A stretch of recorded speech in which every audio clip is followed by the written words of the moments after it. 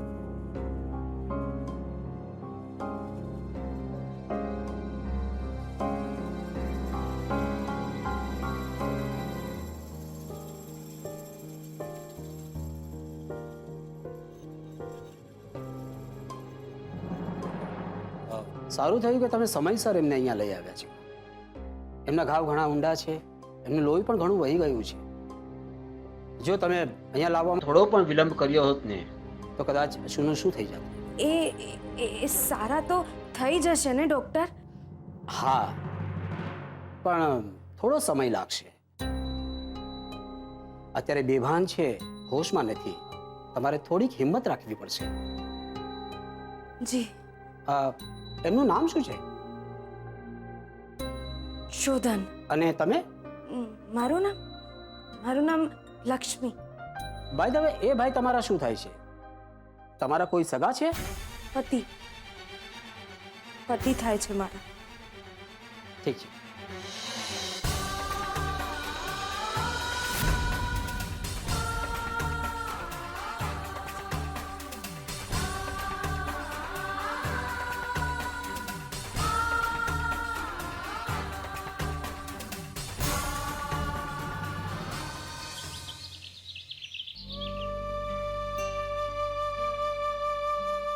લક્ષ્મીના લગ્ન બીજે નક્કી થઈ ગયા છે એક વડોદરાનો છોકરો બહુ ભણેલો ગણેલો પણ છે અને પૈસાવાળો પણ છે લક્ષ્મીબેન એનું નામ ખબર છે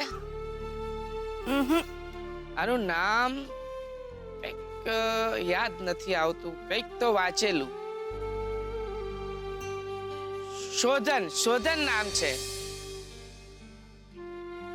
એક રાધા હતી કે એક મીરા એકનો પ્રેમ અને એકની ભક્તિ બંનેથી કાનુડો અજાણ તો પણ ના પ્રેમ ઓછો થયો ના ભક્તિ આ કેવો સંજોગ છે આમની સાથે મારા લગ્ન થવાના હતા જે ક્યારે નહોતા થવાના ચંદ્રમામીએ આખું નાટક કર્યું હતું પણ મેં તો મનોમન આમને જ મારા પતિ માની લીધા હતા મેં તો 7 જન્મનો સંબંધ બાંધી લીધો હતો અને આમને તો ખબર પણ નથી કે લક્ષ્મી નામની કોઈ છોકરી પણ છે ભાનમાં આવશે પછી તો એ મને ઓળખશે પણ નહીં તો પણ મારા નસીબમાં એમની સેવા લખાઈ છે આ ભલે ને મને ના ઓળખતા હોય પણ હું તો એમને ઓળખું છું ને હે દેવી માં મારા હાથમાં આમના નામની મહેંદી લાગેલી છે એનો રંગ ઉડી જાય એ પહેલા આમને સાજા કરી દે અમને સાજા કરી.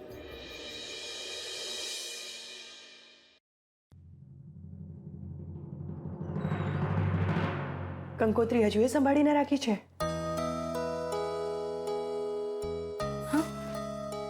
કંકોત્રી હજુ પણ સંભાળીને રાખી છે એમ પૂછ્યું. એ સારા થઈ જશે ને? હા. આખી રાત જાગ્યા છો? Love marriage? હા, એટલે એટલે કે પ્રેમ લગ્ન છે? સારી વાત છે. બાકી તમારા પતિ તમારા કરતા ઘણા મોડર્ન દેખાય છે.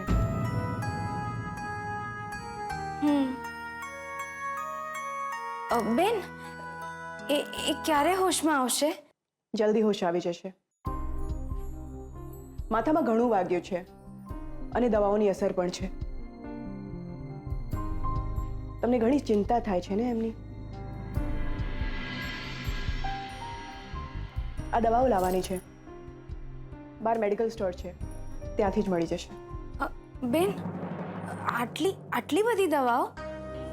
એ આટલા બધા બીમાર છે? બીમાર નથી, એમને વાગ્યું છે. બધી જરૂરી દવાઓ છે. પણ આટલી બધી દવાઓ છે તો પૈસા પણ બહુ બધા થશે ને? હા, મોંઘી તો છે. પૈસા છે પૂરતા? હા બેન, છે ને પૈસા. બહુ બધા પૈસા છે. હા, તમે ચિંતા નહીં કરતા. પણ એમને કંઈ ના થવું જોઈએ.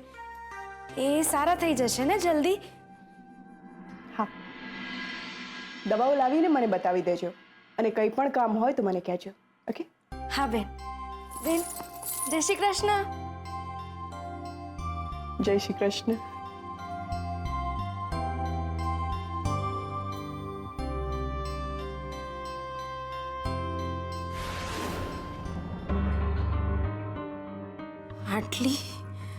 આટલી બધી દવાઓ?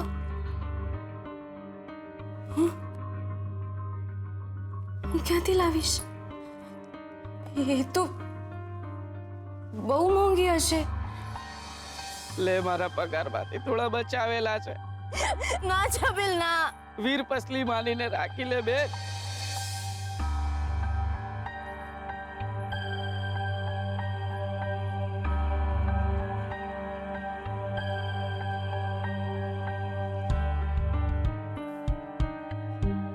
પૈસા પૂરતા નથી. શું કરું? લે બેન, આમાં થોડા કપડા અને દાગીના છે.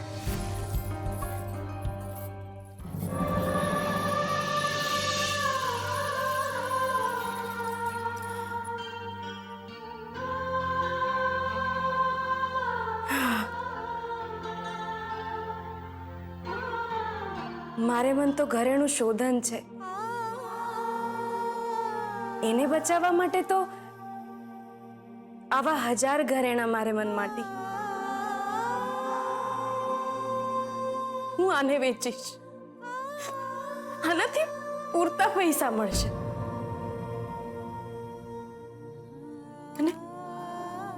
અને એ સારા થઈ જશે.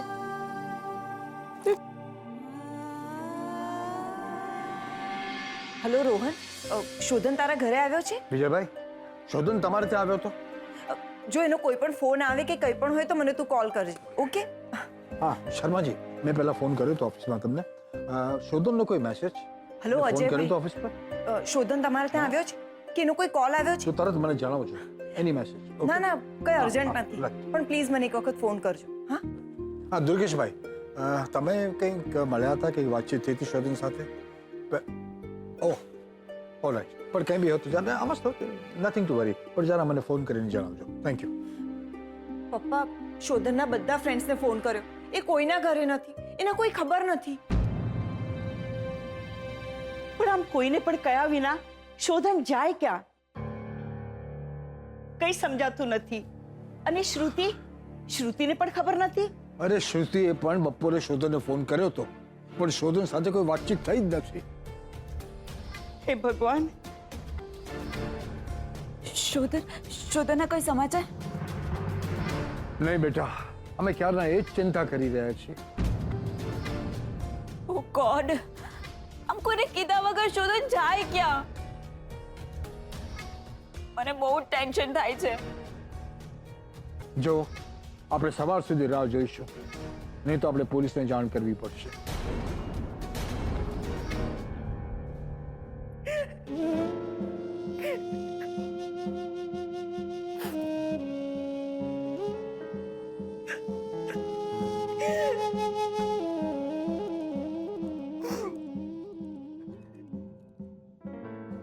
આ ભગવાન ના,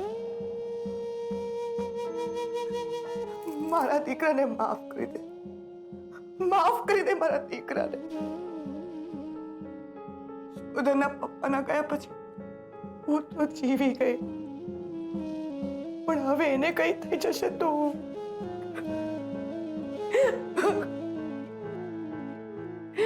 એટલે તો મેં એને શાસ્ત્રી પાસે વિધિ માટે મોકલેલો કે જલ્દીથી જલ્દી વિધિ પતી જાય. પણ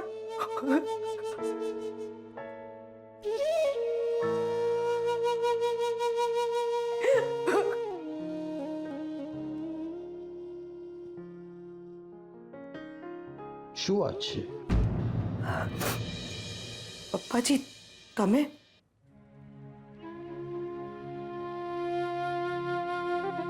બોલતા મારી જીભ નહીં ઉપડે, નહીં ઉપડે મારી જીભ. હૈયા પર પથ્થર રાખીને જીવું છું.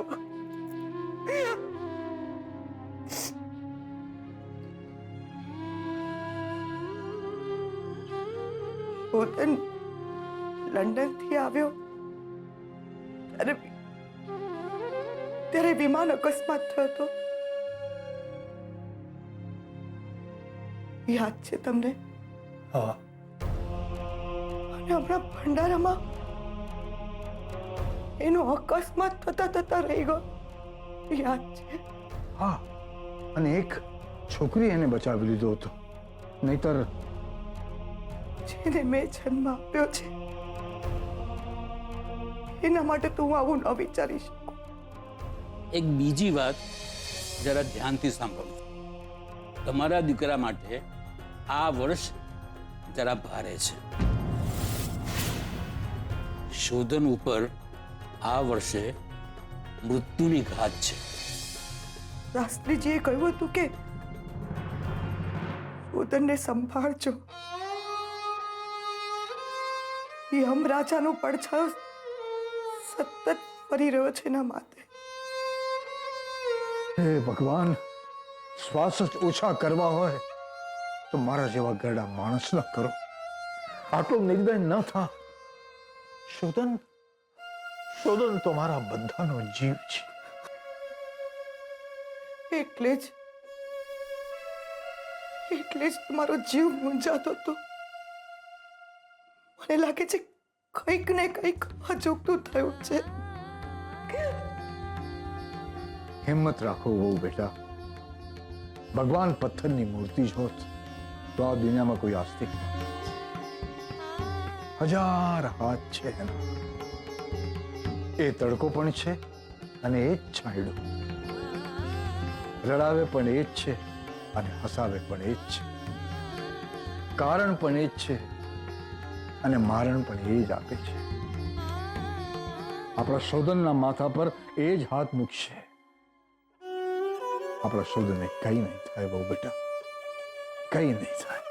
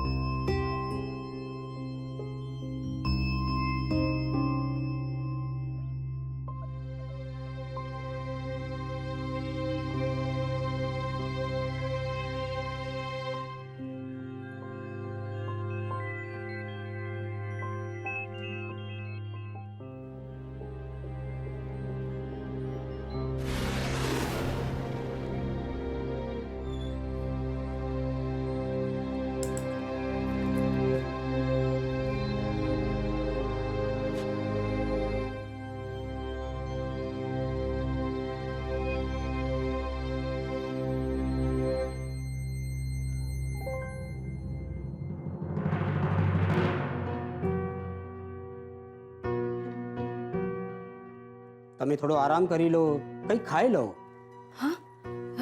ના ના ડૉક્ટર સાહેબ, હું ઠીક છું. હા. ક્યારે સારા થશે ડૉક્ટર? ક્યારેક દવાઓની અસર કરતા કોઈકની સેવાઓની અસર વધુ થતી હોય છે. અને સારું શું કામ નહીં થાય ભાઈ? ચોક્કસ સારું થઈ જશે.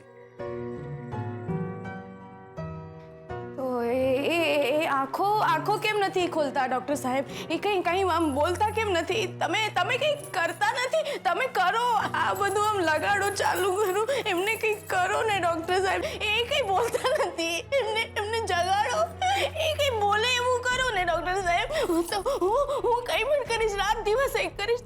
તમે જે કહેશો ને હું બધું કરીશ ડૉક્ટર સાહેબ. એમને સાજા કરી દો ને ડૉક્ટર સાહેબ, એમને ઠીક કરી દો ડૉક્ટર સાહેબ.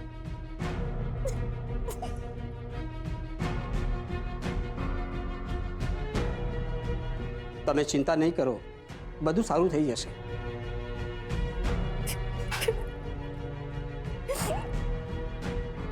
હે દેવી માં, તારે મને જેટલા દુઃખ આપવા આપજે. તારા તડકા મારા માથે રાખજે.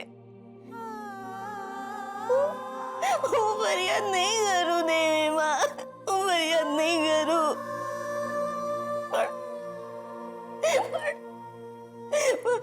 પણ મારા ગમતા માણસને સાજા કરી દે દેવી માં, સાજા કરી દે, સાજા કરી દે.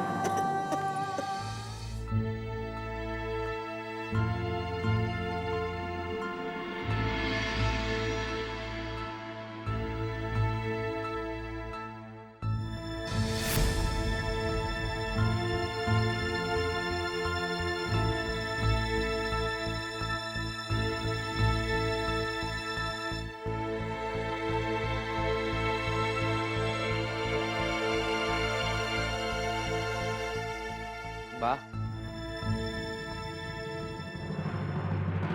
જરાક તો જમી લો. ના જમી, મને જરાય ભૂખ નથી. મને તો લક્ષ્મીની ચિંતા કોરી ખાય છે. અરે લક્ષ્મી અમદાવાદ પહોંચી તો ગઈ હશે કે નહીં, કોણ જાણે.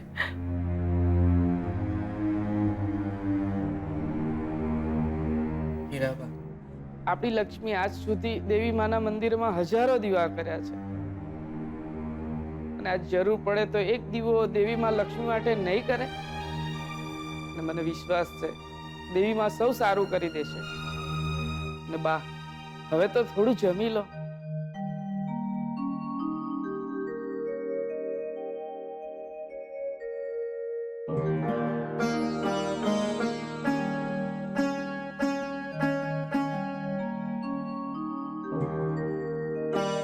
તે પણ કઈ ખાધું નથી. તને પણ ભૂખ લાગી હશે ને, તું પણ જમી લે. બે કોળિયા ખાઈ લેજો હો બેટા. ના બા, તમે જમી લો, હું પછી જમી લઈશ.